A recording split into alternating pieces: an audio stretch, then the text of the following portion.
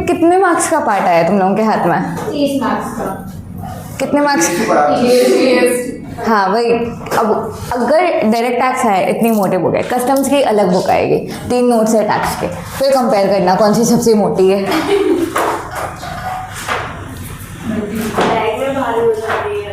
Part निकल आते तो नहीं होती है। एक इससे बेटर पैम्पलेट ही देना चाहिए था ना एक एक चैप्टर का, वो ज़्यादा बेटर था।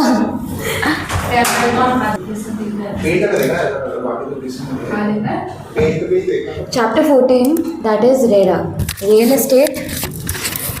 Regulation act 2016। हाँ, real estate regulation and development act 2016। अब नाम ही है रियल एस्टेट, तो ये ऑब्वियसली रियल एस्टेट डेवलपमेंट के रिलेटेड, प्लॉट फ्लैट्स बिल्डिंग के रिलेटेड होगा। ओके, स्टार्टिंग विद, अगर आप लोग सीएस बन जाओगे, अगर लगाऊं या नहीं? नहीं ना, ऑब्वियसली डेफिनेटली सीएस हाँ बनने वाले ही हो। ओके, उसके बाद when you would be earning some decent amount, आप बेसिक आपकी नीड्स जो आप फुलफिल करना चाहते हो वो क्या होगी? घर लेना। वो सबका ही ड्रीम होता है कि एक खुद का घर होना चाहिए। नो डाउट पेरेंट्स का अपना घर है, बट वो खुद के पैसों से ली हुई चीज़ होती है ना। आप अगर एकदम छोटी सी भी चीज़ लेके आते हो ना खुद के पैसों से, तो आपको उससे इतना प्यार होता है। तो that is the thing with the house, आपके घर के साथ सेंटिमेंट्स और इमोशन जुड़े हुए होते हैं। अब सेंटिमेंट्स और इमोशन जुड़े हुए हैं तो अपने को पता भी होना चाहिए कि हमारे एज एन अलॉटी कभी भी हम घर लेने जाएं तो हमारी राइट्स क्या है, ड्यूटीज़ क्या है, सामने वाला प्रमोटर हमें बेवकूफ़ ना बना सके, उन सारी चीज़ों से रिलेटेड अपने को अवेयरनेस होना चाहिए और कॉन्शियसनेस होना चाहिए। तो इसीलिए ये एक्ट आया था 2016 में। ये एक्ट तो बहुत लेटर टाइम पे नहीं आया है, सारे एक्ट तो ऐसे प्री इंडिपेंडेंस वाले हैं या फिर 19 के टाइम के हैं।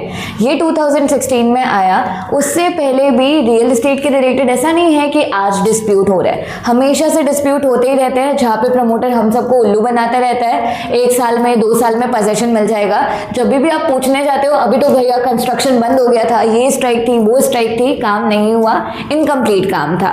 तो पहले भी डिस्प्यूट होते थे, लेकिन ये डिस्प्यूट ना कंज्यूमर फोरम में जाते थे। कंज्यूमर फोरम हमारा एक चैप्टर है, कंज्यूमर प्रोटेक्शन एक्ट। इंडेक्स देखा हुआ है? दिखाया था इधर, वाह हे भगवान। तो दिखाया था तो क्या गांधारी बन के बैठे हुए थे आके बंद करके? हाँ, तो इंडेक्स देख ओके। तो उस टाइम ना कंज्यूमर प्रोटेक्शन एक्ट अपने सिलेबस में भी है, वहाँ पे कुछ भी डिस्प्यूट होते हैं कंज्यूमर गुड्स और सर्विस के रिलेटेड, वो वहाँ पे जाते थे। तो रियल एस्टेट से रिलेटेड भी डिस्प्यूट कंज्यूमर प्रोटेक्शन एक्ट में जाते थे। लेकिन कंज्यूमर प्रोटेक्शन एक्ट खाली क्योर बताता है, कभी भी खाली थोड़ी बहुत रेमेडी बताता है, फुल फ्लेजेड रेमेडी वो भी नहीं देता। क्योंकि अपने इंडिया में लिटिगेशंस कितने होते हैं? 1000 lakhs में लिटिगेशन होता है। तो लिटिगेशन मतलब कोर्ट केसेस, उसी को हम बोलते हैं लिटिगेशंस। तो 1000s and lakhs में केसेस होते हैं। इसकी वजह से कंज्यूमर प्रोटेक्शन वाला फोरम भी एडिक्वेट नहीं था, इसीलिए रेरा आया था। अब जैसे कोई भी अगर अथॉरिटी आती है, सेबी आया था, तो सेबी के आने का एक तो प्री सेबी फेज था और एक पोस्ट सेबी फेज था। प्री सेबी फेज में मतलब क्या क्या ऐसी दिक्कतें थी जिसकी वजह से सेबी आया? स्टॉक एक्सचेंज रेगुलेट नहीं हो पा रहा था, ना ही प्रॉपरली डेवलप हो पा रहा था, स्टॉक ब्रोकर का डोमिनेंस हो रहा था। सेम था रियल एस्टेट में कि अगर कोई भी रेगुलेटर नहीं होता ना तो कभी भी प्रॉपर हेल्दी कंपटीशन नहीं हो पाता, कोई भी एरिया ग्रो और डेवलप नहीं कर पाता। इसीलिए सेंट्रल एक्ट में ऐसा बताया गया कि अथॉरिटी होगी, हर स्टेट की एक रियल एस्टेट अथॉरिटी होगी।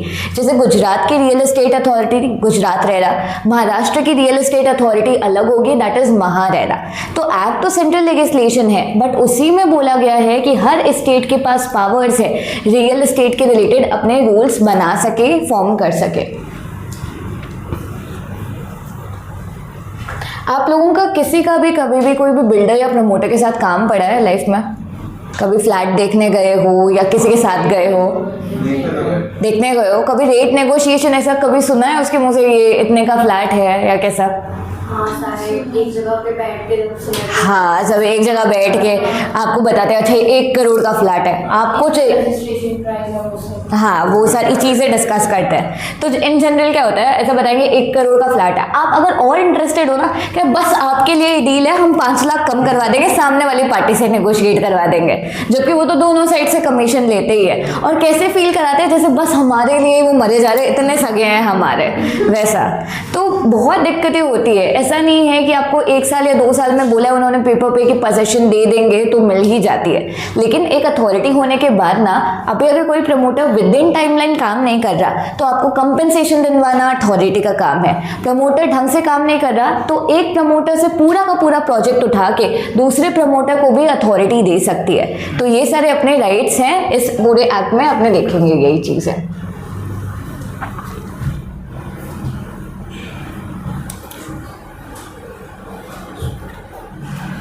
स्टडी मटेरियल,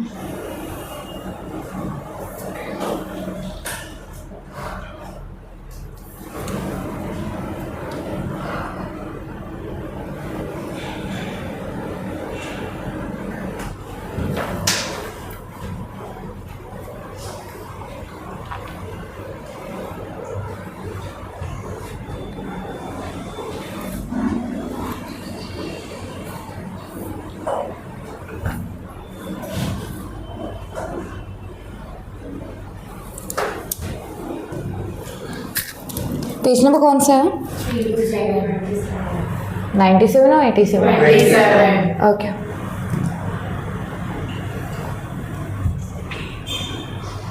और उत्तरायण का फेस्टिवल कैसा था? सब घर पे थे या बाहर किसी की बिल्डिंग से? 15 को शाम को गया तो कोई उड़ाई नहीं रहा है। ओहो, घर पे मम्मियाँ बोर कैसे होने देती है, काम वाम नहीं कराती है। हमारे तो मम्मियाँ 1 सेकंड खाली बैठा देखे तो तुरंत काम बता देते हैं। आधे से ज़्यादा सूरज तो बाहर था इस बार, बहुत लोग बाहर जा रहे हैं।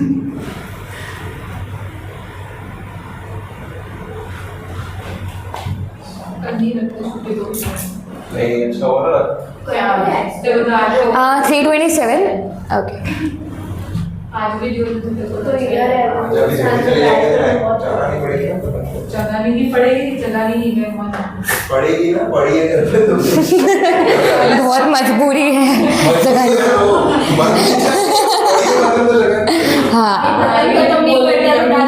पापा से कितना दिया क्यों तूने से बढ़ाया क्यों? गायब कर दो, ब्लैक में बेच दो। ओके, स्टार्ट करते हैं एक्ट से। That is chapter number 14 real estate regulation act 2016। Starting में यही हिस्ट्री बताई गई है कि रियल एस्टेट सेक्टर अब धीरे धीरे डेवलप हो रहा है। एक टाइम था जहाँ पे लोग किसी भी टाइप के घर में रह लेते थे और उनको ना, आप लोग सूरत रिसेंट में शिफ्ट हुए हो, पहले शिफ्ट हुए, मतलब कितना टाइम हुआ है? 10 साल और 25 साल। आप जिस किसी भी इंसान से बात करोगे ना तो बोलेंगे कि ये वेसू वाला एरिया तो पहले जंगल था, सबको ही जंगल मिला है ये एरिया, भले 10 साल पहले शिफ्ट हो, भले 20 साल पहले शिफ्ट हो। तो यही यहाँ पे बताया गया कि रियल एस्टेट सेक्टर अब धीरे धीरे वेसू के बाहर भी, आउटर सूरत भी बहुत डेवलप हो रहा है, वो एयरपोर्ट एरिया, उसके आउटर एरिया भी। तो it is a sector that is playing important role. अब यहाँ पे यही बताया गया कि कोई सेक्टोरल डेवलपर नहीं था, और हिस्ट्री में ऐसा बताया गया कि जब तक सेक्टर का कोई भी डेवलपर नहीं होता वो सेक्टर ग्रो नहीं करता। अब सेक्टर्स के डिफरेंट डेवलपर्स बताए गए। अब यहाँ पे वही जो मैंने पॉइंट बताया था कि consumer protection act although available था बट ये एडिक्वेट रेमेडी प्रोवाइड नहीं कर पा रहा था अलॉटीज को, इसीलिए ये एक्ट आया था which aim to protect the right and interest of consumer. अब इस एक्ट में बोला गया था कि क्या ये एक्ट सेंट्रल लेवल का है या स्टेट लेवल का? Central level. But her state में खुद की रहरा की अथॉरिटी है या नहीं? है। यही यहाँ पे पॉइंट बोला गया है कि एक्ट ना सेंट्रल गवर्नमेंट ने पास किया था, जहाँ पे हर स्टेट गवर्नमेंट और हर यूनियन टेरिटरी की गवर्नमेंट को ये बताया गया कि आप एक रहरा की अथॉरिटी बनाओ, अपने खुद के रूल्स और रेगुलेशन बनाओ। यहाँ तक क्लियर है इंट्रोडक्शन? ओके नेक्स्ट, जैसे ही सेबी के ऑब्जेक्टिव थे प्रमोट करना किसको, सिक्योरिटी मार्केट को, और प्रोटेक्ट करना इंटरेस्ट ऑफ कंज्यूमर को, रेगुलेट और डेवलप करना, वैसे ही 3 ऑब्जेक्टिव्स रेरा के हैं, डिट्टो सेम। यहाँ पे पहला है that is to protect the interest of consumer in real estate, जैसे सेबी का था to protect the interest of investors in security market, पहला प्रोटेक्ट करना। सेकेंड यहाँ पे रेगुलेट करना और प्रमोट करना, that is the second objective. And third यहाँ पे बताया गया है कि जो भी प्लॉट, अपार्टमेंट या बिल्डिंग का सेल या ट्रांसफर हो रहा है वो प्रॉपर ट्रांसपेरेंट वे में हो पाए, जिससे कि प्रमोटर आपसे कोई भी इंफॉर्मेशन ना छुपा पाए। आप लोगों ने कभी भी सेल डीड के साथ मैप अटैच्ड होता है देखा है? तो उसमें ना एग्जैक्ट लिखा होता है कितने एंगल में नॉर्थ है, साउथ है, ईस्ट है, वेस्ट है, कौन सी रोड आपके अपार्टमेंट के आसपास जा रही है, कारपेट एरिया, सब कुछ क्लियरली लिखा होता है। बट पहले प्रमोटर्स ये सारी ऑब्लिगेशंस नहीं होती थी तो इन जनरल ही बता देते थे 2 BHK फ्लैट है, इतना स्क्वायर कारपेट एरिया है, भले आपको मिले ना मिले आप कहीं भी कंप्लेन नहीं कर पाते थे। अब तो इम्यूनिटीज तक बताई जा रही है कि ठीक है अगर आपके सिंक में जागवार का यहाँ पे वो लगेगा, दैट इज पाइपलाइन लगेगी, तो स्पेसिफिक इतना भी बताया जाता है, सब कुछ लिख के दिया जाता है आपको। तो ये 3 ऑब्जेक्टिव्स हैं रेरा के। Salient feature, that is end of the chapter अपने को पढ़ना होता है। Salient feature is nothing but इस चैप्टर में क्या क्या है, कौन कौन से रेगुलेटर्स या डेवलपर्स की बात हो रही है, kind of summary of the chapter. तो ये सेल्फ रीडिंग वाला है but not now, at the end of the chapter.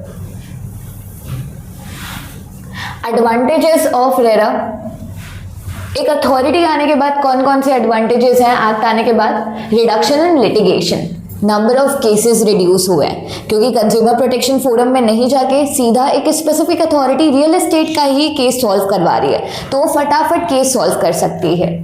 Next, increased FDI, अगर एक रेगुलेटर है तो बाहर से भी अगर रियल एस्टेट में पैसा आ रहा है ना तो बाहर वाले लोग भी सेटिस्फाइड है कि अपने को एक अथॉरिटी है जो सुनेगी, इसीलिए फॉरेन डायरेक्ट इन्वेस्टमेंट इंडिया में बढ़ रहा है रियल एस्टेट में। कस्टमर का management, timely completion of the project, कि प्रमोटर ने जो डेडलाइन दी है उसी के अकॉर्डिंग वो प्रोजेक्ट कंप्लीट करेगा। प्रोजेक्ट प्लानिंग, वही कि प्रमोटर प्रॉपर मैपिंग देगा आपको, कौन से आपका कितना एरिया स्क्वायर फीट है, carpet area, development area, amenities etcetera. Transparency, आपके हाथ में सारे डॉक्यूमेंट होंगे, इवन स्टार्टिंग में अगर कुछ भी इंश्योरेंस और के पेपर्स भी होते हैं, अगर आप फ्रेश अलॉटी होते हो तो आपके हाथ में सारे डॉक्यूमेंट्स प्रमोटर देता है, सेल डीड, सारे पेपर्स, प्लॉट का मैप एक्सेट्रा। तो ये हो गए एडवांटेजेस। अब नेक्स्ट आता है कुछ important definitions. What do you mean by allottee? जिसे हाउस अलॉट होता है, जैसे हाउस अलॉट होता है। ओके, जस्ट अ केस, अगर एक नई बिल्डिंग है, मान लो रघुवीर का प्रोजेक्ट है, उसमें आपने एक फ्लैट खरीदा, आर यू अलॉटी? रघुवीर का एक प्रोजेक्ट है, एक बिल्डिंग है, उसमें आपने फ्लैट खरीदा है, प्रमोटर से ही, डेवलपर से ही डायरेक्टली फ्लैट खरीदा है, अलॉटी हो या नहीं हो? ओके, अब वो बिल्डिंग पूरी बन गई और उसके बाद सारे फ्लैट सोल्ड हो गए, फिर ओनर ने ही, फ्लैट के ओनर ने दूसरे को फ्लैट बेचा है, तो दूसरा पर्सन अलॉटी है या नहीं है? अभी है। तो अलॉटी में दोनों आता है, भले आप प्रमोटर से फर्स्ट हैंड फ्लैट बाय करो, प्लॉट अपार्टमेंट बाय करो, या फिर बाद में आप खरीदो कभी भी ओनर से, तो दैट इज अलॉटी। एक और क्वेश्चन, अगर मान लो यहाँ पे एक अपार्टमेंट है जहाँ पे रिचा ने फ्लैट खरीदा, रिचा ने वो फ्लैट अमित को रेंट पे दे दिया, यहाँ पे अलॉटी रिचा होगी या अमित? रिचा। तो अलॉटी मीन्स राइटफुल ओनर, जिसके पास हक है, ओनरशिप है। अब एक और चीज, is there any difference between rent और लीज? क्या डिफरेंस होता है? लीज टाइप ऑफ एक फिक्स पीरियड भी होता है, ओके, पर्पस के लिए रहते हैं कुछ। लीज और रेंट, शॉप्स भी तो रेंट पे दी जाती है ना, तो रेंट भी कॉमर्शियल के लिए होता है। रेंट फिक्स पीरियड भी नहीं होता, रेंट फिक्स नहीं होता कि इतने टाइम तक रहेंगे, बट रेंट के अग्रीमेंट्स भी तो बनते हैं ना, आप 11 मंथ्स का, करेक्ट। रेंट और लीज में इतना खाली ड्यूरेशन का डिफरेंस है, 11 मंथ्स तक के जो भी अग्रीमेंट बनते हैं वो रेंट अग्रीमेंट होते हैं। लीज अग्रीमेंट ना सालों के बनते हैं, मैक्स टू मैक्स इंडिया में 99 साल तक की लीज हो सकती है। Lease agreement is of longer term duration. Rent और लीज में दोनों ही सामने वाले यहाँ पे ओनर्स नहीं है, लेकिन रेंट में कम हक मिलते हैं, सामने वाले यहाँ पे टेनेंट को लीज में ज़्यादा मिलते हैं क्योंकि लॉन्गर टर्म के लिए यहाँ पे लीज दी जाती है। डिफरेंस समझ आया?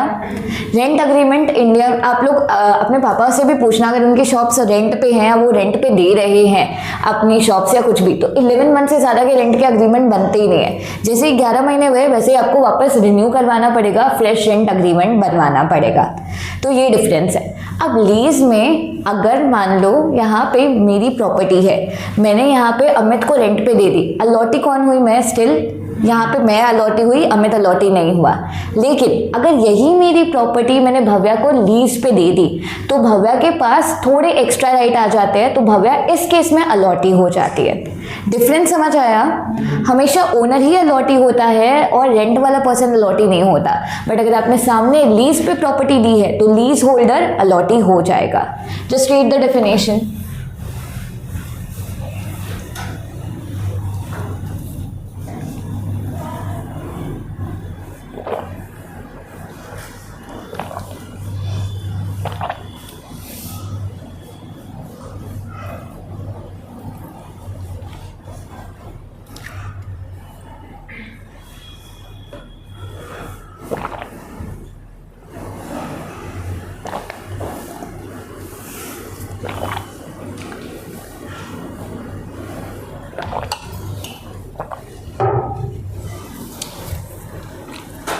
क्लियर है डेफिनेशन?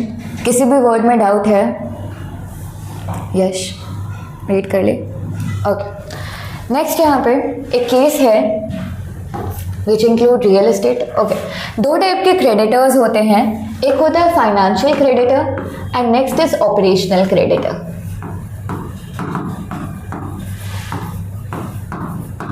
कुछ भी आइडिया फाइनेंशियल क्रेडिटर और ऑपरेशनल क्रेडिटर के बारे में? जो पैसे लगाता है, इन्वेस्टमेंट करता है और जो सारे बनाने का काम करता है वो ऑपरेशन। ओके, हाँ, काइंड ऑफ ऑपरेशन मतलब गुड्स और सर्विस से related.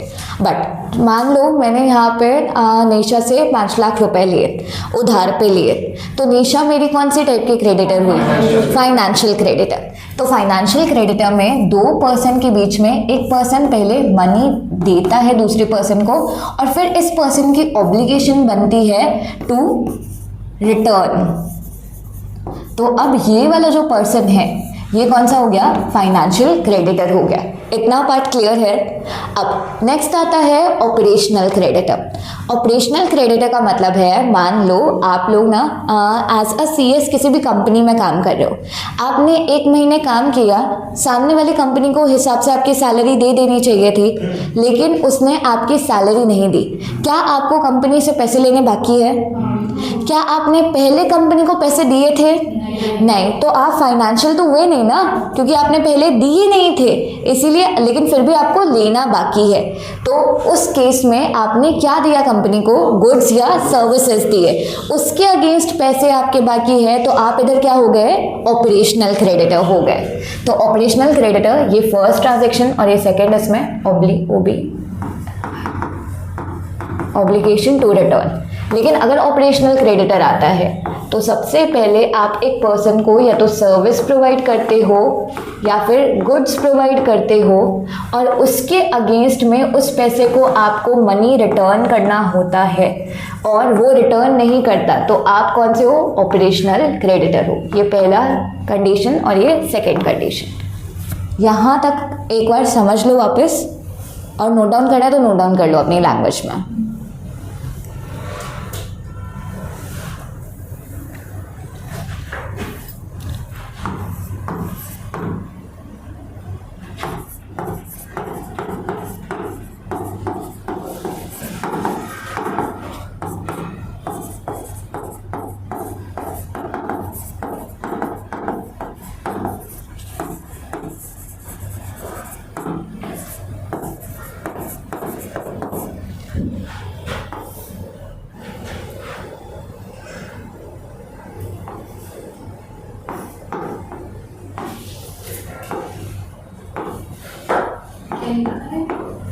You give money to X, X has obligation to return. The second one is settlement. ये उसके ऊपर हाँ रिटर्न।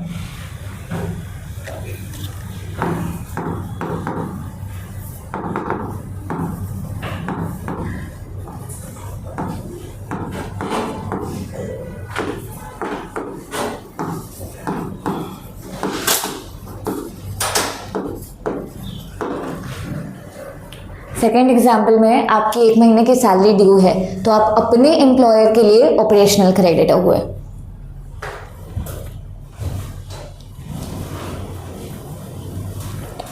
ये पार्ट नोट डाउन कर लिया, क्लियर है। अब यहाँ पे जैसे इसका एक और एग्जांपल है, जैसे अगर आपने इनकम टैक्स पे नहीं किया, आपको फिर भी टैक्स किसको पे करना है, गवर्नमेंट को, तो उधर भी अगर आपने पे नहीं किया तो गवर्नमेंट आपकी ऑपरेशनल क्रेडिटर हो जाएगी, क्योंकि गवर्नमेंट ने पहले आपको पैसे नहीं दिए थे जो कि आपको रिटर्न करने हैं।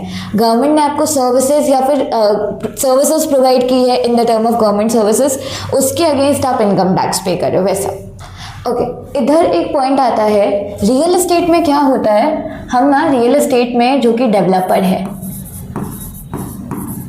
सपोज आपने डेवलपर को स्टार्टिंग में 20 लाख रुपीस दे दिए और डेवलपर को प्रोजेक्ट डेवलप करके देना था, स्टिल डेवलपर ने प्रोजेक्ट डेवलप नहीं किया, तो आप डेवलपर के, क्वेश्चन ये है कि आप डेवलपर के फाइनेंशियल क्रेडिटर होगे या ऑपरेशनल क्रेडिटर। क्वेश्चन, आपने डेवलपर को 20 लाख रुपए दे दिए थे, डेवलपर को उसके अगेंस्ट आपको प्रोजेक्ट बना के देना था, वो नहीं बना रहा, तो हिसाब से आपने डेवलपर को पैसे दिए ना उधार पे, तो आपने किस टाइप का उधार दिया, फाइनेंशियल या ऑपरेशनल। एक मिनट ध्यान से सोचना। फाइनेंशियल में क्या होता है, पहले पैसे उधार दिए होते हैं, वो पैसे वापस आने होते हैं। ऑपरेशनल में तो पहले पैसे उधार ही नहीं दिए ना आपने, उसके लिए काम किया है, फिर आपको ही पैसे वापस मिलने हैं। इधर जब डेवलपर आपको वापस काम नहीं करके 20 लाख रुपए देगा तो आप कौन से क्रेडिटर कहलाओगे, फाइनेंशियल या ऑपरेशनल। हाँ, कौन सा, फाइनेंशियल क्रेडिटर। तो ये पॉइंट इस एक्ट में क्लियर किया गया। पॉइंट समझ आ रहा है, आपने पहले पैसे दिए, डेवलपर ने काम नहीं किया, फिर अब वो आपको पैसे देगा तो आप डेवलपर के फाइनेंशियल क्रेडिटर हो, क्योंकि वन ट्रांजैक्शन, आपका फर्स्ट ट्रांजैक्शन यही था कि आपने पैसे दिए हैं। अब यहाँ पे ये देखो, दोनों ही क्रेडिटर हैं, हमें तो दोनों ही क्रेडिटर के पैसे वापस करने होते हैं। इम्पॉर्टेंट यहाँ पे दोनों क्रेडिटर्स के रिलेटेड क्या है, कंपनीज एक्ट में वाइंडिंग अप ऑफ कंपनीज पढ़ा है, टॉपिक आया हुआ है। वाइंडिंग अप में हायरार्की कहीं भी आई हुई है कंपनीज एक्ट में, कि पैसे किसको किसको वापस किए जाते हैं, कुछ पॉइंट याद है। क्रेडिटर्स में भी कोई सीरियल होता है या नहीं, सिक्योर्ड के बाद कुछ अनसिक्योर्ड और कुछ पॉइंट है, हाँ, चार्ज होल्डर्स एक्सेट्रा। अब ऐसा ही सेम हायरार्की है इंसॉल्वेंसी और बैंकरप्सी में। अगर कोई भी प्रमोटर या कोई भी पर्सन अगर इंसॉल्वेंट हो जाए तो सीधा का सीधा इंसॉल्वेंसी और बैंकरप्सी कोड अप्लाई होगा, उसके जितने भी एसेट है बेच दिए जाएंगे, आगे क्रेडिटर को पैसा मिलेगा। अब ये दो चीज़ें हैं, फाइनेंशियल क्रेडिटर और ऑपरेशनल क्रेडिटर। जब क्रेडिटर्स की हायरार्की है तो सबसे ऊपर फाइनेंशियल क्रेडिटर को रखा जाता है, फिर ऑपरेशनल क्रेडिटर को रखा जाता है। तो अगर आज आप लोग ऑपरेशनल क्रेडिटर में आते तो डेवलपर पहले फाइनेंशियल क्रेडिटर का पैसा वापस करता, फिर आपका पैसा वापस करता। आप फाइनेंशियल क्रेडिटर में हो तो आपका अपर हैंड है या नहीं है, अपर हैंड है, क्योंकि ऑपरेशनल क्रेडिटर से पहले आपका पैसा वापस होगा। तो सबसे पहले अभी हमने क्या समझा, दो चीज़ें, फाइनेंशियल क्रेडिटर क्या होता है, ऑपरेशनल क्रेडिटर क्या होता है। और ये समझना इसीलिए ज़रूरी है क्योंकि कभी भी इंसॉल्वेंसी और बैंकरप्सी होगी तो हमें पता कैसे चलेगा कि हमारा पैसा हमें कब वापस मिलेगा या हम कौन सी हायरार्की में हैं। तो अगर फाइनेंशियल क्रेडिटर आप होते हो तो आप अबव वाली हायरार्की में होते हो, क्योंकि at the end of the day insolvency में क्या होता है, सामने वाले के पास पैसा कम होता है और हायरार्की में पैसा मिलता है। सपोज 1 लाख ही बाकी है, 1 लाख रुपीस फॉर एग्जाम्पल बाकी है प्रमोटर के पास, फाइनेंशियल क्रेडिटर को इधर मान लो टोटल 70,000 मिलने हैं, इसको भी 70,000 मिलना है। अगर यहाँ पे आप ऑपरेशनल क्रेडिटर होते तो आपको तो एकदम लेट कितना मिलता, खाली 30,000 जितना अमाउंट मिलता। इधर फाइनेंशियल हो तो पहले आपका पूरा 70 चुकाया जाएगा, फिर जो बचे 30 हैं वो किसके पास आएंगे, ऑपरेशनल क्रेडिटर के पास। Did you get the point कि कंप्लीट पॉइंट क्या है यहाँ पर। तो यहाँ पे इसमें यही लिखा हुआ है, ये रीड कर लो, कुछ रीड नहीं बस अंडरलाइन कर लो।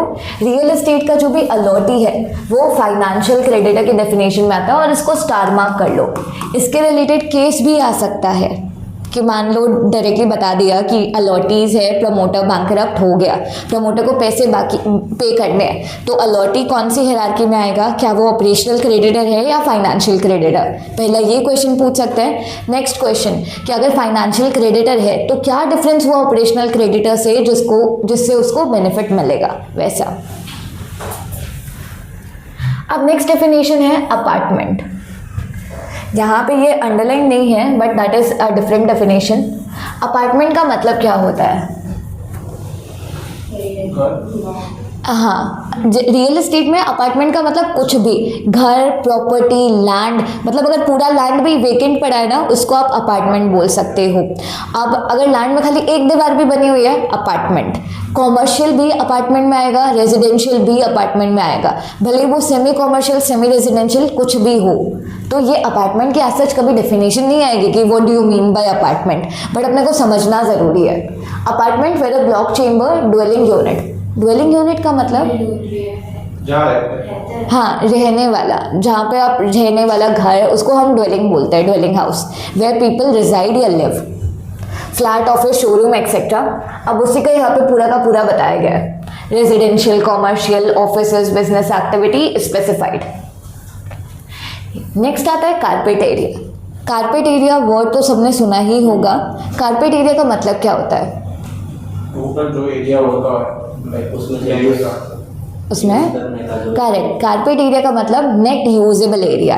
आपको अगर घर मिल रहा है तो घर का जो एरिया होता है ना, उसमें ऑलरेडी अपने जो बिल्डिंग का जो एक्स्ट्रा अपना कॉमन एरिया है, जिम का एरिया, वो सब इंक्लूड करके ही बताते हैं कि इतना स्क्वायर फुट का आपको घर मिलेगा।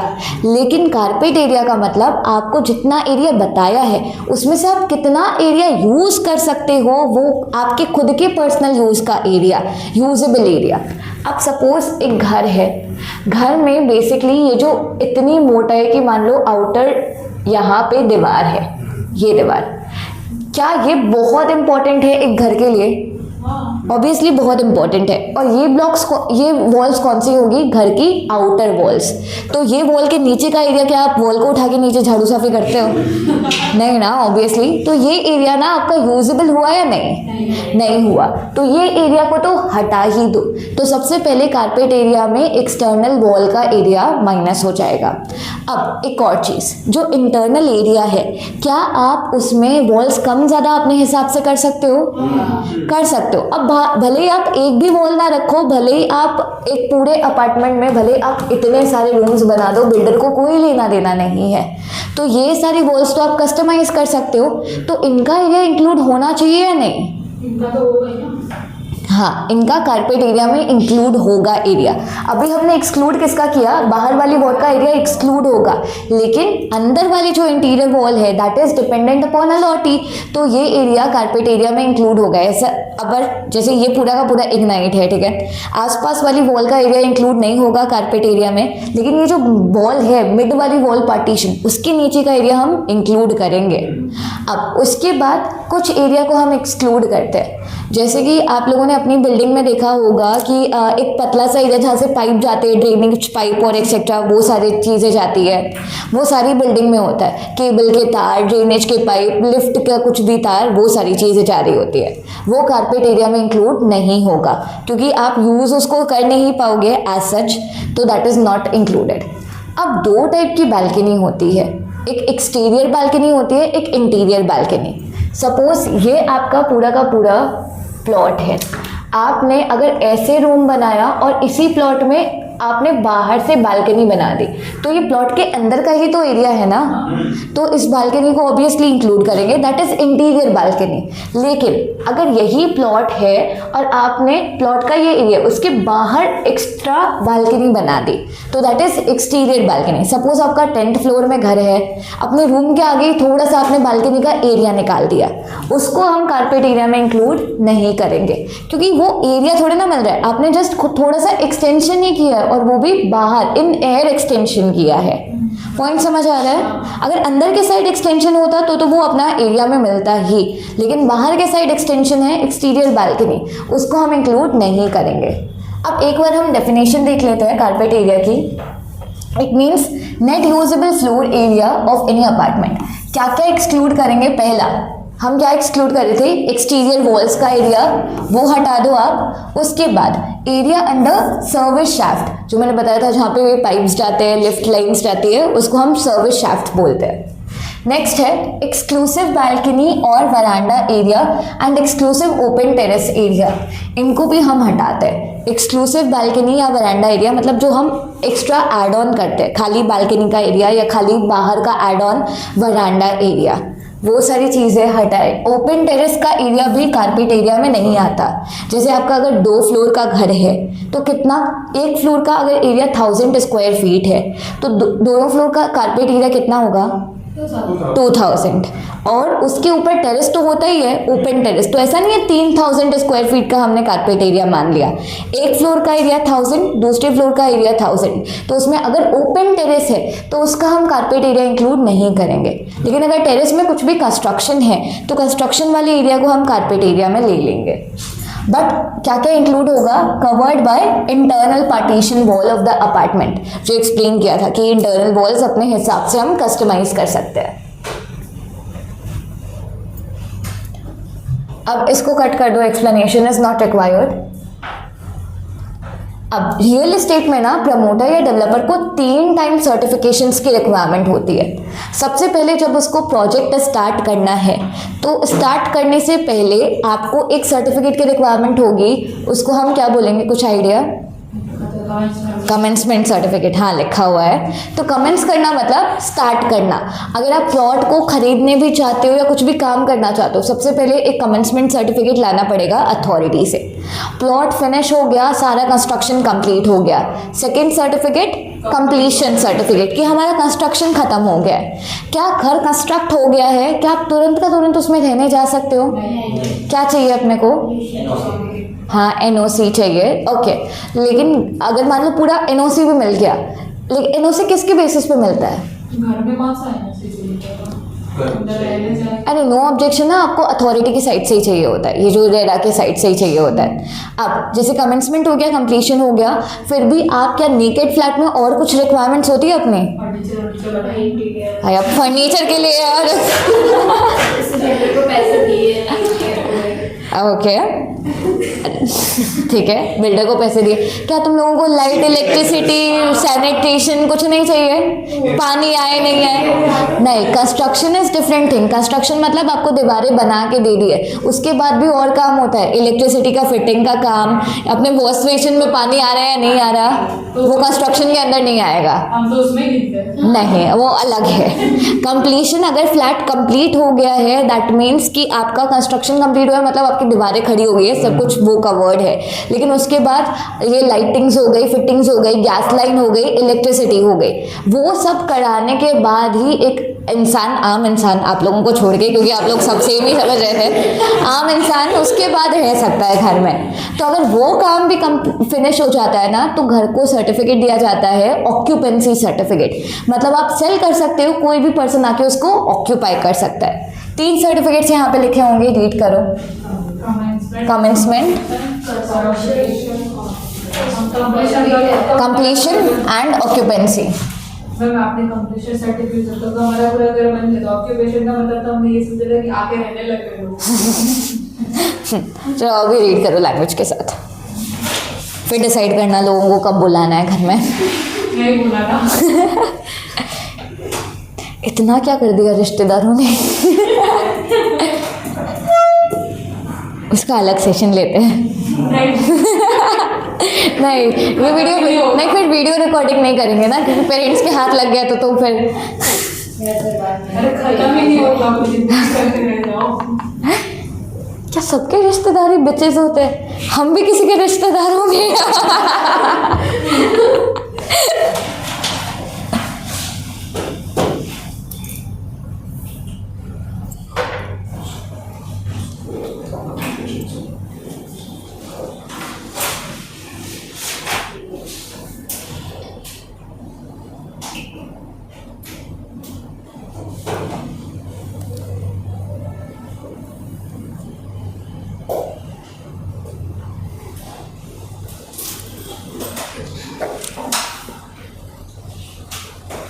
हो गया ठीक। ओके, नेक्स्ट आता है यहाँ पे डेफिनेशंस में, that is okay common area. Common area का मतलब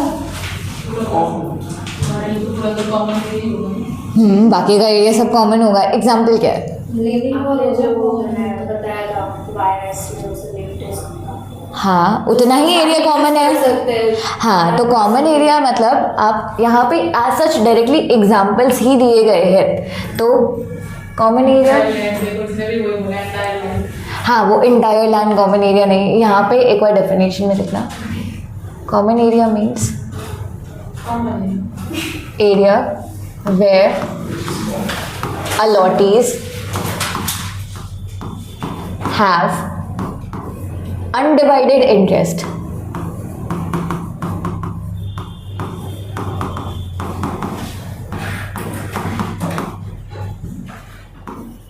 and includes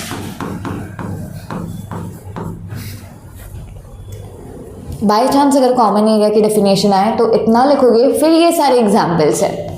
ऐसा एरिया जहाँ पे अलॉटीज का अनडिवाइडेड इंटरेस्ट है। आपका खुद का घर है तो आपका खुद का ही इंटरेस्ट है उसमें, तो मतलब that is your personal divided interest.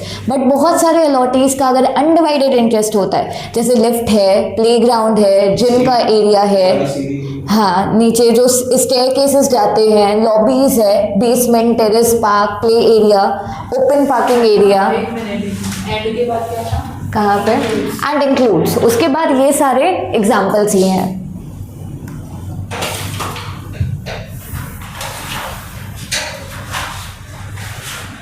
Use कर रहे सब। हाँ, जितना सब यूज़ कर रहे हैं सब कुछ, इलेक्ट्रिसिटीज, गैस, वाटर, जो अपनी बिल्डिंग के नीचे इतने सारे वायर्स होते हैं जिससे देख के ही डर लगता है कि कभी भी स्पार्किंग हुई तो कांड हो जाएगा, वो सारा सब कुछ कॉमन एरिया में आता है। इवन अगर आपके वॉचमैन और स्टाफ क्वार्टर्स होते हैं ना, that is also common area. हालांकि हम यूज़ नहीं कर पाते, कैसे जाएंगे बार बार वॉचमैन के घर में, बट वो वॉचमैन क्या हुआ, किस वॉचमैन की बात कर रहे हो? आपके बिल्डिंग्स के वॉचमैन होते हैं ना, वो क्या करेंगे? कॉमन एरिया थोड़ी यूज करेंगे। तो घर में भी बने नहीं, यू आर नॉट गेटिंग। बैठता है ना। अच्छा हाँ, तो वॉचमैन, common area? हाँ वो आपके कॉमन एरिया में इंक्लूड होता है। वो उनका कॉमन एरिया है। उनका खुद का पर्सनल एरिया है, बट सोसाइटी के लिए काम कर रहे हैं, तो that is the common area में आएगा ये सारा सब कुछ। तो आपको जो एरिया बताते हैं ना, इतना स्क्वायर कारपेट का, ये सब इंक्लूड करके कॉमन एरिया बताता है। फिर अपने को कारपेट एरिया से मतलब होना चाहिए बेसिकली, कितना नेट यूजेबल एरिया है। कंप्लीशन। नेक्स्ट आता है एप्रोप्रिएट गारमेंट। अब आप लोग ये तो पढ़ा है उसमें। किस में लेबर लेबर सेम डेटो ऐसे ही था? ऐसा थोड़ा बहुत होगा। Central government, state government. Okay, एक बार जस्ट ऐसा ही काफ़ी टाइम ऐसा आता है कि छोटी डेफिनेशंस जिनसे हमको उम्मीद नहीं होती, ये 3 मार्क्स का आया था। What do you mean by appropriate government? Directly under RERA authority. अब यहाँ पे अप्रोप्रिएट गवर्नमेंट स्पेसिफिकली यहाँ territories without legislation. Territories without legislation मतलब या कोई स्टेट गवर्नमेंट का वो हाँ, जहाँ पे स्टेट गवर्नमेंट नहीं होती है, जहाँ पे कौन होती है, जहाँ गवर्नर होता है इंस्टेड ऑफ चीफ मिनिस्टर, तो that is territory without legislation. तो वहाँ पे अप्रोप्रिएट गवर्नमेंट होगी सेंट्रल गवर्नमेंट। अब पुडुचेरी और दिल्ली के लिए 2 अलग अलग बताया गया है। यूटी की गवर्नमेंट पुडुचेरी के लिए एंड दिल्ली के लिए है, that is central ministry of urban development. और उसके बाद जो भी बच गए स्टेट्स, स्टेट गवर्नमेंट, उनके लिए अप्रोप्रिएट गवर्नमेंट होगी इन टर्म्स ऑफ रेरा।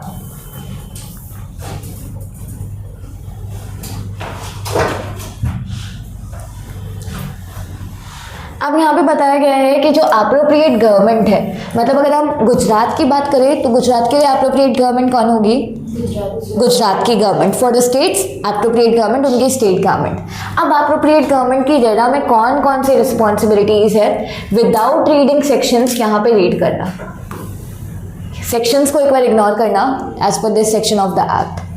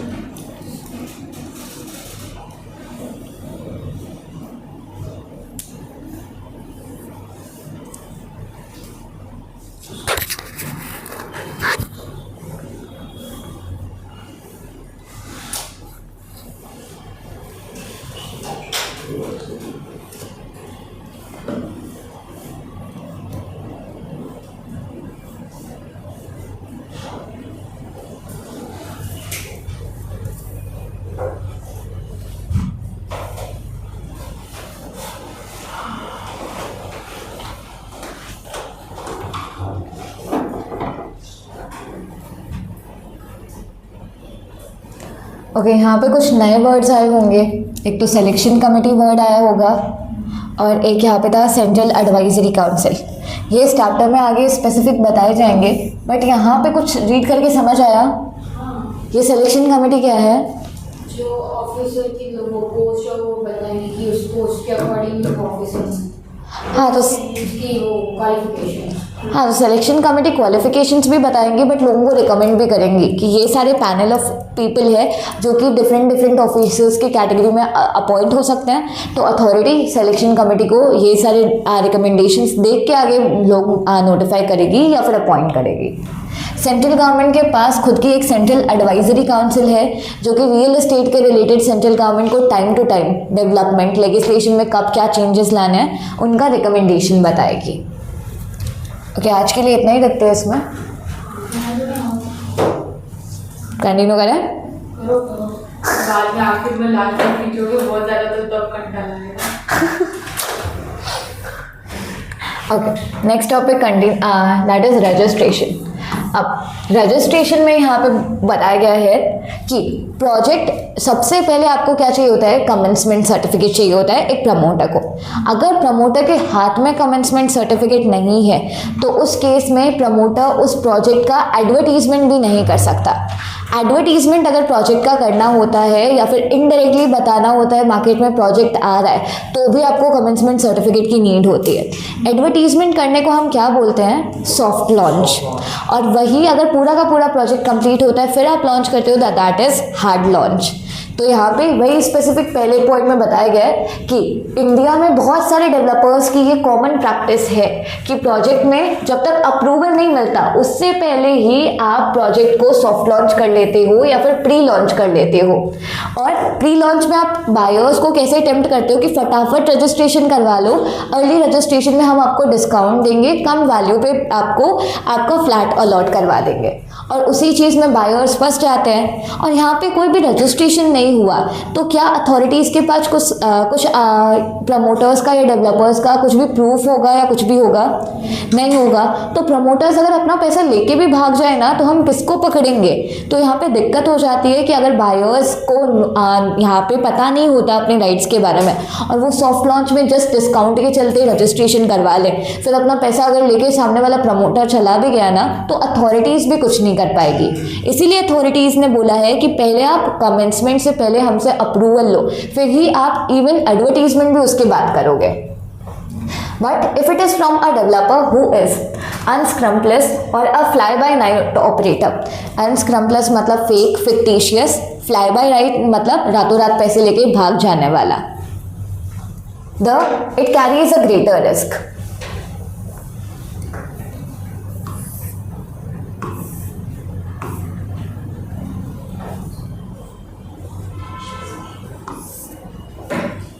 तो नेक्स्ट वही बताया गया है कि इसी चीज़ को रोकने के लिए हर प्रोजेक्ट का रजिस्ट्रेशन मैंडेटरी है और जहाँ जहाँ से अप्रूवल चाहिए आपको, म्युनिसिपल कॉरपोरेशन जहाँ से भी अप्रूवल चाहिए, पहले अप्रूवल्स लेके रजिस्ट्रेशन करवाओ फिर ही आप एडवर्टीजमेंट करो।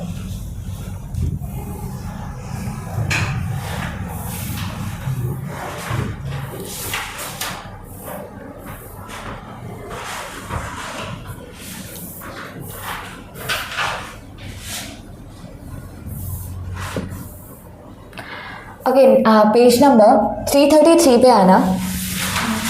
Project exempted from the ambit of the act, star mark. इसका मतलब कौन कौन से प्रोजेक्ट को रजिस्ट्रेशन की रिक्वायरमेंट नहीं होती। आप अगर रजिस्टर नहीं करवाओगे तो भी चलेगा, रेरा के अंडर आपको पनिशमेंट या वैसा कुछ भी नहीं होगा। Area of land proposed to be developed does not exceed 500 square meter or the number of apartment proposed to be developed does not exceed 8 inclusive of all the phases।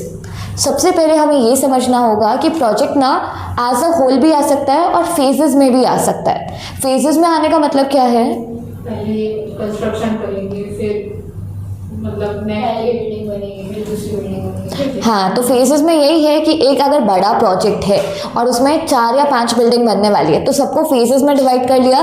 पहले phase में 2 building launch कर ली, फिर थोड़ा और time लिया, 2 building और बनाई, फिर 1 बिल्डिंग बनाई।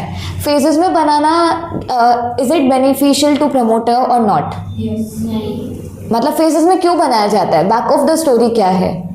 पैसा नहीं होगा आपके पास। हाँ, एक तो प्रमोटर के पास लिमिटेड कैपिटल होती है और जैसे ही दो फेज को, मतलब मान लो पहले फेज को उन्होंने बनाया और यहाँ पे उनको दो बिल्डिंग्स बना के रेडी की, तो जैसे जैसे लोग खरीदेंगे उनके पास और पैसा आएगा, आगे वाली वो दो बनाएंगे। तो दैट इज़ वेरी कॉमन कि प्रोजेक्ट फेजेस में आते हैं। अब यहाँ पे बताया गया है कि अगर आप जो एरिया डेवलप करने वाले हो वो 500 स्क्वायर मीटर्स तक ही है तो आपको यहाँ पे परमिशन की ज़रूरत नहीं है, या फिर जो भी आप अपार्टमेंट्स बनाने वाले हो वो 8 से ज़्यादा अपार्टमेंट नहीं बनाने वाले एक प्रोजेक्ट के अंदर, तो आपको परमिशन की ज़रूरत नहीं है। ओके, माय क्वेश्चन, ये पॉइंट पहले सबको समझ आ गया? ओके, अगर आपके अपार्टमेंट 6 ही हैं लेकिन आपका एरिया 600 स्क्वायर मीटर है, परमिशन चाहिए या नहीं? चाहिए। आपका एरिया 400 स्क्वायर मीटर है और अपार्टमेंट आपके 10 हैं, परमिशन चाहिए। तो ये दोनों ना ऑटोमेटिकली एंड वाली कंडीशन है, दोनों फुलफिल होगी तब आपको परमिशन नहीं चाहिए। Provided that if the government consider necessary, it may reduce the threshold below 5,000. Okay, ये एक्ट कौन सा है? Central legislation. तो हम जो भी लॉज पढ़ रहे हैं ये सारे के सारे स्टेट के लिए बराबर होंगे या नहीं? ये जो रेरा एक्ट है ये कौन से टाइप का एक्ट है? सेंट्रल एक्ट है ना। तो ये जो अपने सेक्शंस पढ़ रहे हैं ये सारे स्टेट्स के लिए बराबर होंगे। अब स्टेट गवर्नमेंट को पावर क्या मिली है? रूल्स बनाने की पावर। रूल्स किसके अकॉर्डिंग बनेंगे? इन्हीं सेक्शन के अकॉर्डिंग बनेंगे। अब यहाँ पे रूल्स स्ट्रिक्ट बना सकती है स्टेट गवर्नमेंट या ईजी कर सकती है, ये बताओ? स्ट्रिक्ट ऑटोमेटिकली, क्योंकि एक लिमिट तो बताई गई है सेंट्रल गवर्नमेंट ने, वो तो मिनिमम फॉलो करनी ही है।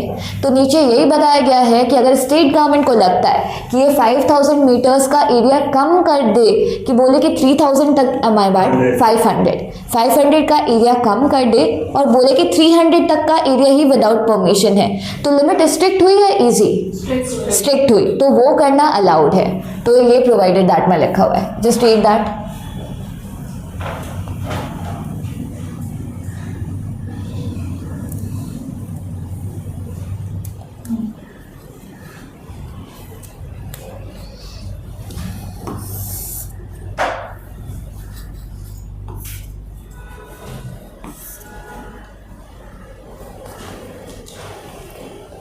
नेक्स्ट पॉइंट है कि अगर 2016 से पहले ही प्रमोटर ने कोई बिल्डिंग बनाई और उसका कंप्लीशन सर्टिफिकेट ले लिया तो फिर आपको वापस अथॉरिटी के पास रजिस्ट्रेशन की ज़रूरत नहीं है नए एक्ट के अंदर, आप एग्जेम्प्टेड हो। For the purpose of renovation, repair और redevelopment which does not involve, okay, read this point and explain it.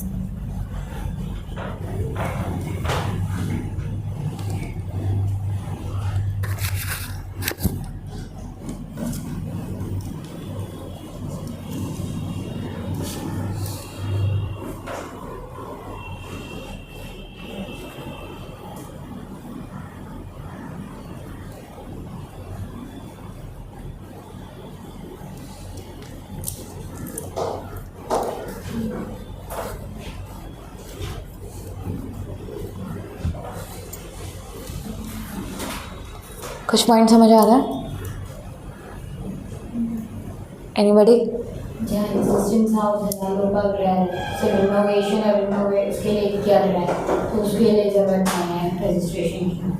Okay, correct. यहाँ पे ऐसा बोला गया है एक बिल्डिंग है, वो बिल्डिंग पुरानी हो चुकी है, रिपेयर चाहिए, रिनोवेशन चाहिए, या फिर बिल्डिंग को तोड़ के ही नया डेवलपमेंट करना है, लेकिन हम बिल्डिंग का जो भी डेवलपमेंट कर रहे हैं उससे हम नए अलॉटीज़ को नहीं बुला रहे, जो पुराने ओनर्स हैं उन्हीं के पास प्रॉपर्टी रह रही है, ना ही हम नया एडवर्टीजमेंट, नई मार्केटिंग कर रहे हैं, तो उस केस में आपको परमिशन नहीं चाहिए। फिर आप रिपेयर, रिनोवेशन या रीडेवलपमेंट कर सकते हो जहाँ पे मार्केटिंग, एडवर्टीजमेंट और सेलिंग नहीं हो रहा उस केस में। तो ये 3 पॉइंट्स इंपॉर्टेंट है और अभी के लिए हम इतना ही रखते हैं आज के लिए।